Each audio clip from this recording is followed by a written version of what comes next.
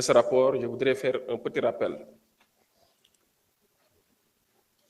en disant que les droits de notre collègue Mohamed Ngom ont été respectés conformément aux dispositions des articles 61 de la Constitution, 52 et 34 du règlement intérieur de l'Assemblée nationale.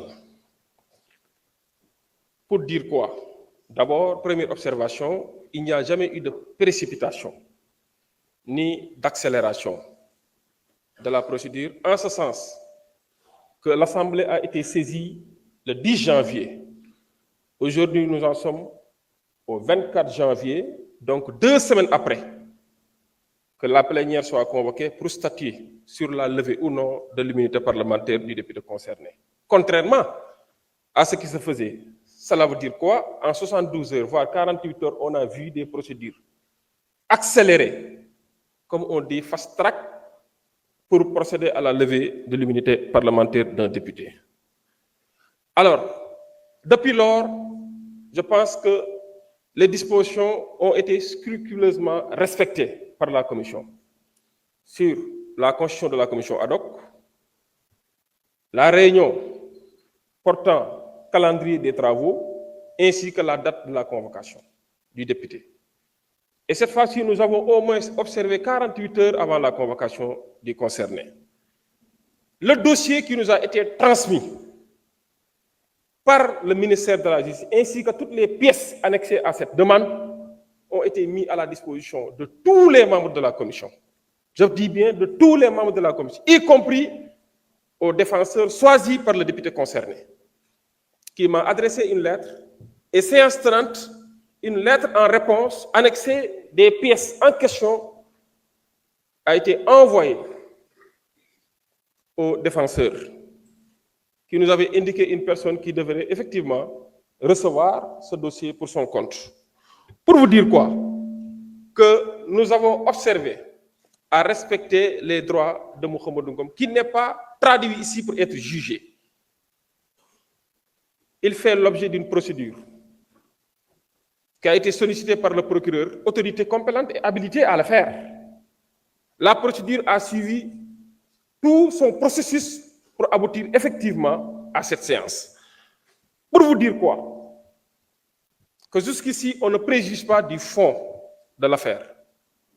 Ce n'est pas notre prétention de le faire parce que nous ne sommes pas un service d'investigation ni un service d'enquête, encore moins une instance juridictionnelle. Nous respectons les droits de M. Mohamed Ngom, nous respectons sa dignité, nous respectons son honorabilité.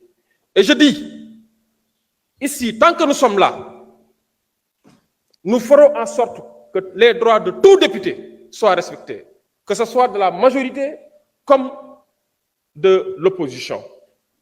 Qu'il soit Mohamed Ngom, Yungar Dion, Massamba, Mademba, Birishli, Bolo, Jacquizan ou Kirikou, tous les droits d'un député seront respectés scrupuleusement parce qu'effectivement c'est ce serment que nous avons prêté devant ce peuple qui nous a valu une confiance d'être là. On ne préjuge de rien du tout, donc rassurez-vous. Alors, pour dire quoi? Tout ceci, parce qu'effectivement, il y a un principe sacro-saint du droit pénal qui nous dit que tant qu'une personne n'est pas définitivement jugée, elle est présumée innocente. Donc la présomption d'innocence court jusqu'ici. Et rassurez-vous bien, j'ai vu que mes camarades de l'autre côté sont tous habillés en blanc, comme des colombes. La colombe symbolise la paix. La colombe symbolise la paix.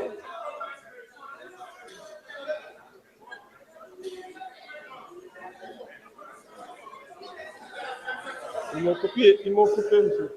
Oui. En fait, quand on traite quelqu'un de colombe, c'est pas lui manquer de respect.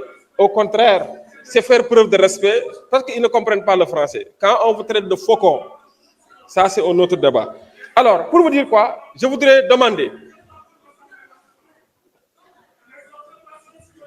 Oui, je voudrais demander à nos honorables députés de bien vouloir voter effectivement la levée de l'immunité parlementaire du député concerné pour permettre à la justice